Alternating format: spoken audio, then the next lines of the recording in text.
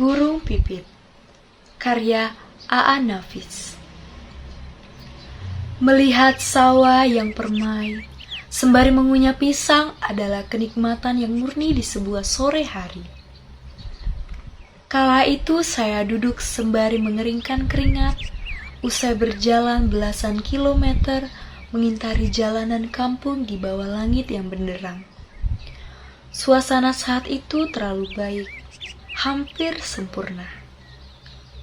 Ada sawah yang hampir menguning seluruhnya, langit senja orange, layang-layang dan anak-anak yang tengah beradu benang, hingga sungai kecil yang memantulkan sinar matahari.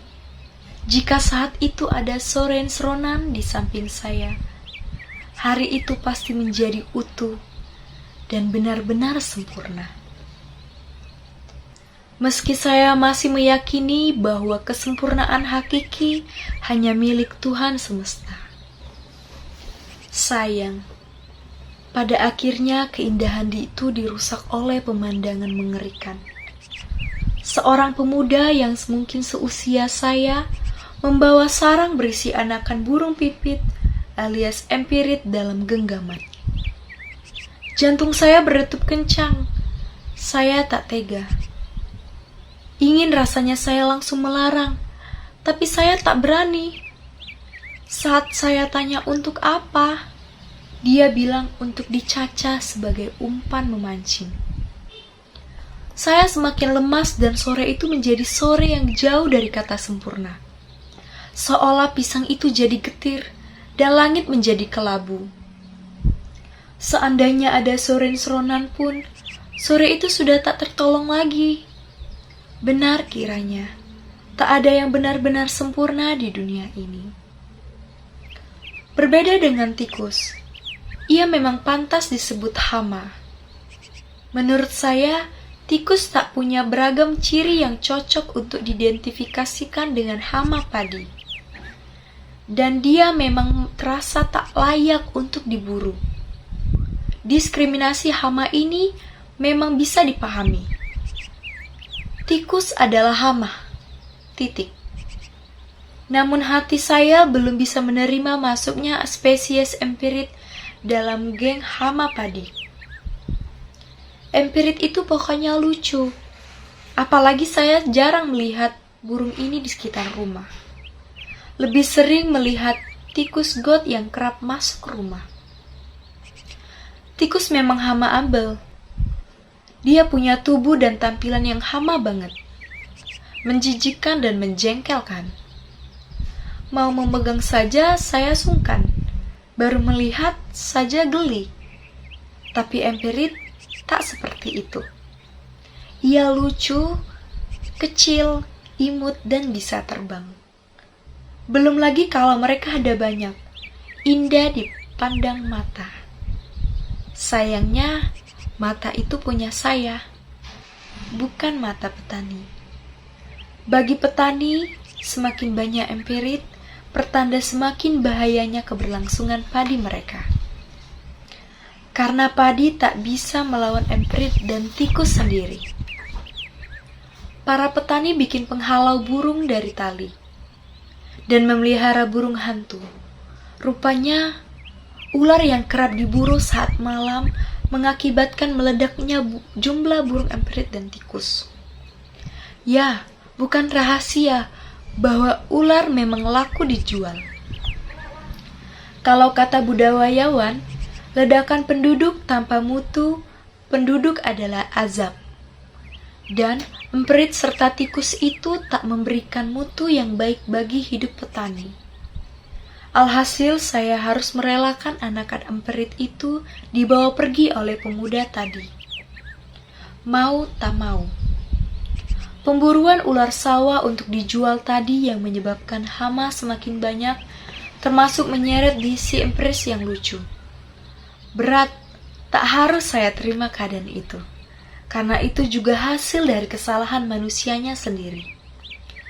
Sebuah apapun empirit, ia adalah hama. Tak ubahnya tikus.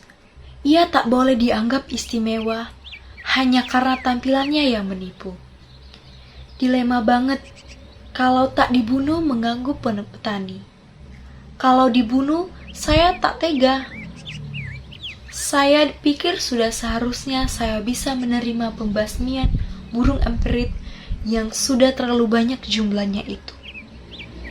Saya sama-sama hama, sama-sama merugikan. Hidup memang kerap menipu dan penuh dilema. Ular yang dibasmi atas nama ekonomi menyebabkan ekosistem bubrah dan kacau. Burung yang justru lucu jadi hama, berkolaborasi bersama tikus menciptakan gagal panen. Memang, burung emperit apalagi tikus, perlu ular untuk memangsa mereka demi ekosistem yang baik. Tikus yang tak terkontrol dan tak punya memangsa alami bakalan menjadi-jadi. Jangankan dibunuh. Karena merupakan hama, sudah ditangkap saja, masih bisa dikasih keringanan karena dibully netizen. Bahkan bisa lolos dari jeratan hukuman dan bebas ke sana kemari. Unsur intrinsik pada sebuah cerpen burung pipit karya A.A. Nafis. Tema pada cerpen tersebut menggambarkan tentang keindahan alam dan realitas kehidupan. Tokoh pada cerpen tersebut adalah seorang pemuda yang menangkap burung pipit. Penokohannya menggambarkan sisi pragmatis dan kebutuhan ekonomi. Alur cerita pada cerpen tersebut adalah menikmati keindahan sore hari, diikuti dengan penangkapan burung pipit, dan diakhiri dengan penerimaan narator terhadap kenyataan bahwa burung pipit adalah hama. Latar pada cerita pendek tersebut bertepat di sebuah sawah yang hijau. Gaya bahasa yang digunakan pada cerpen itu adalah seperti deskriptif puitis, seperti pada kalimat langit senja orange dan sungai kecil yang memantulkan sinar matahari. Dua kalimat tersebut menambahkan keindahan dan kedalaman emosi. Sudut pandang pada cerita tersebut, sudut pandang orang pertama, yang membuat pembaca merasakan langsung perasaan dan konflik batin. Amanat yang dituangkan pada cerpen tersebut menggambarkan setiap makhluk hidup memiliki perannya masing-masing dalam ekosistem, dan tindakan manusia seringkali banyak memiliki dampak yang lebih besar dari yang kita sadari. Unsur ekstrinsik pada cerpen Burung Pipit karya A.A. Nafis. Latar belakang masyarakat. Cerpen ini menggambarkan kehidupan masyarakat pertanian yang bergantung pada hasil panen padi. Pada cerita cerpen tersebut, petani menghadapi berbagai tantangan, termasuk serangan hama yang menggambarkan realitas sosial dan ekonomi mereka. Masyarakat yang digambarkan memiliki hubungan yang kompleks dengan alam. Mereka menghargai keindahan lingkungan, tetapi juga harus berjuang untuk mempertahankan sumber kehidupan mereka. Latar belakang pengarang. A.A. Nafis merupakan seorang sastrawan Indonesia yang dikenal dengan karyanya yang puitis dan peka terhadap isu sosial.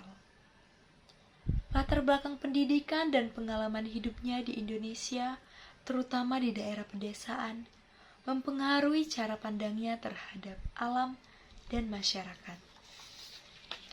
Karyanya seringkali mencerminkan dilema moral dan sosial yang dihadapi oleh individu dalam konteks budaya Indonesia. Nilai-nilai yang terkandung dalam cerpen, yang pertama ada lingkungan. Cerpen ini mengajarkan pentingnya menjaga keseimbangan ekosistem dan menghargai setiap makhluk hidup meskipun mereka dianggap sebagai hama. Nilai empati dan moralitas. Tokoh utama menunjukkan empati terhadap burung pipit. mencerminkan nilai-nilai kemanusiaan dan moralitas dalam menghadapi situasi yang sulit. Nilai kesadaran sosial.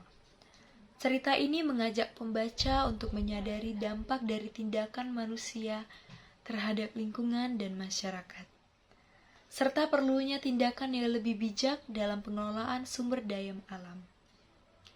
Nilai dilema etis. Nilai-nilai tentang dilema antara kebutuhan ekonomi dan rasa kasih sayang terhadap makhluk hidup ditampilkan, menunjukkan kompleksitas kehidupan manusia. Itulah teman-teman pembacaan sebuah cerpen berjudul Burung Pipit karya A. Nafis, dan dilanjutkan dengan analisis unsur intrinsik dan ekstrinsik pada sebuah cerpen tersebut. Saya ucapkan terima kasih kepada teman-teman yang sudah menonton dari awal, pertengahan, hingga akhir.